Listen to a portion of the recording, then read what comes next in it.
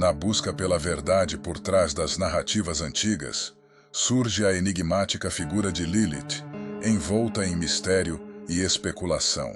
Enquanto a tradição cristã tradicionalmente aponta Eva como a primeira esposa de Adão, há uma interpretação que ergue Lilith como uma alternativa intrigante. Alguns estudiosos propõem que a história de Lilith poderia ter sido uma parte crucial da narrativa bíblica, oculta ao longo dos séculos. Então, quem foi a verdadeira esposa de Adão? Seria Eva, como amplamente aceito, ou Lilith? A figura de Lilith tem suas raízes na mitologia mesopotâmica e suméria. Ela foi posteriormente incorporada às tradições judaicas, onde ganhou maior destaque, conforme mencionado em alguns textos apócrifos. Esta narrativa sugere que Adão, o primeiro homem, teve uma outra companheira chamada Lilith.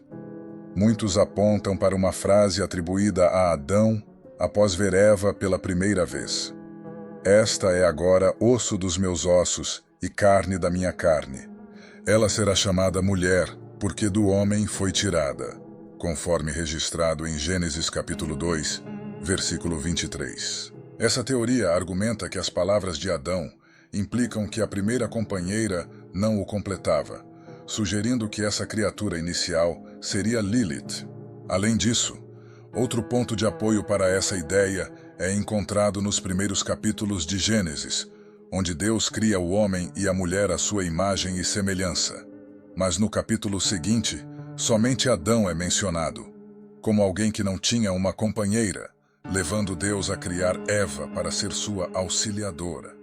Então surge a questão: onde está a mulher mencionada no primeiro capítulo, já que é somente mais tarde, no segundo capítulo, que Eva é criada e recebe seu nome?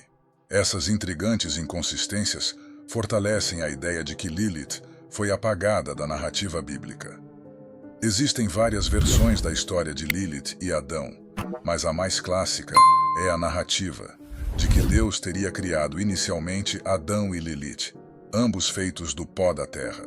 Mas quando Deus deu a Lilith a ordem para se submeter a Adão, ela se recusou a aceitar tal condição de submissão. Lilith desafiou abertamente as imposições de Deus e de Adão, recusando-se a ser dominada e fugindo da presença de Adão. Em resposta, Deus enviou anjos para trazê-la de volta, ameaçando-a com a maternidade de demônios caso não retornasse. Quando Lilith permaneceu em sua rebelião, foi amaldiçoada por Deus, e Eva foi criada em seu lugar. Assim, Eva foi moldada não do pó da terra como Lilith, mas da costela de Adão. Ao contrário de Lilith, Eva aceitou sua posição de submissão ao marido. Algumas versões da história adicionam um elemento curioso. Lilith teria se transformado na serpente que convenceu Eva a comer do fruto proibido por ciúmes de Adão e Eva, levando-os ao pecado e à expulsão do paraíso. Mas o relato bíblico no final do primeiro capítulo de Gênesis é um resumo da criação da humanidade. Quando Adão afirma que Eva é osso dos meus ossos e carne da minha carne, isso não implica a existência de outra mulher antes dela. O que o texto indica é que até então, no Jardim do Éden, só existiam animais, e Adão era o único ser humano na Terra. Deus reconheceu que não era bom que ele vivesse sozinho, e por isso criou Eva, que era parte dele mesmo. Apesar das aparentes discrepâncias entre os dois capítulos, muitos estudiosos sugerem que eles são complementares, destacando diferentes aspectos da história da criação humana. Não há base sólida na teologia bíblica para a crença de que Lilith foi a primeira mulher de Adão. Lilith é descrita em algumas tradições como um espírito maligno, associado à noite e à escuridão, fazendo parte de uma classe de demônios sexuais conhecidos como íncubos e súcubos. Os íncubos são demônios masculinos que supostamente seduzem mulheres enquanto elas dormem, enquanto os súcubos são demônios femininos que seduzem homens da mesma forma. Além disso, eles têm o poder de afetar o estado emocional e espiritual, deixando as pessoas extremamente cansadas e esgotadas, como se suas energias estivessem sendo drenadas. Alguns acreditam que Lilith é mencionada em Isaías, mas a menção em Isaías, capítulo 34, versículo 14, refere-se a um animal noturno chamado Lilith, que geralmente é traduzido como coruja, ou uma criatura similar. Não há evidências de que essa referência esteja relacionada à figura de Lilith como a conhecemos nas tradições posteriores. Durante a Era Medieval, uma obra peculiar se destacou, o Alfabeto de Ben Sirá. Este livro, produzido por rabinos e intelectuais judeus, tinha um tom satírico, apresentando cada letra do alfabeto hebraico com personagens da mitologia judaica. Lilith é mencionada neste texto de forma humorística, retratada como a primeira mulher que se recusou a se submeter a Adão durante o ato sexual. Sua atitude desafiadora e sua fuga são apresentadas de maneira satírica, mostrando as supostas consequências de desobedecer às normas do casamento. Essa representação contribuiu significativamente para difundir a lenda de Lilith como a primeira mulher e como uma figura rebelde na tradição judaica e posteriormente em outras tradições culturais. Mas é importante ressaltar que a interpretação específica do papel de Lilith neste texto pode variar entre os estudiosos e historiadores, e algumas nuances podem ser objeto de debate. E agora você deve estar se perguntando: Lilith é mencionada no Salmo 91? O Salmo 91 é uma joia preciosa entre os textos sagrados, oferecendo uma mensagem de esperança em um mundo mergulhado em incertezas e desafios.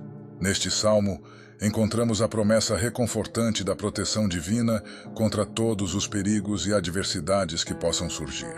Atribuído por muitos ao próprio Moisés, o autor descreve o Senhor como um escudo impenetrável, oferecendo um refúgio seguro debaixo de suas poderosas asas. Além de seu profundo significado espiritual, o Salmo 91 é uma fonte de consolo para nossas preocupações e ansiedades. Ele nos assegura que, ao nos refugiarmos na presença de Deus, nenhum inimigo será capaz de nos derrotar. Mas há mais do que aparenta nesse salmo tão venerado. Seu autor identifica 4 inimigos que certamente se levantam contra nós: o pavor da noite, a flecha que voa de dia, a peste que se move sorrateiramente nas trevas e a praga que devasta ao meio-dia. Em algumas tradições judaicas, o termo pavor da noite, mencionado no Salmo 91, é interpretado como uma referência a Lilith. Lilith é vista nessas tradições como uma figura demoníaca associada à noite e ao caos. Essa interpretação não é universalmente aceita e pode variar entre diferentes grupos e correntes dentro do judaísmo. É importante reconhecer que essa associação entre Lilith e o pavor da noite é normalmente encontrada em folclore e interpretações culturais do que em textos religiosos específicos.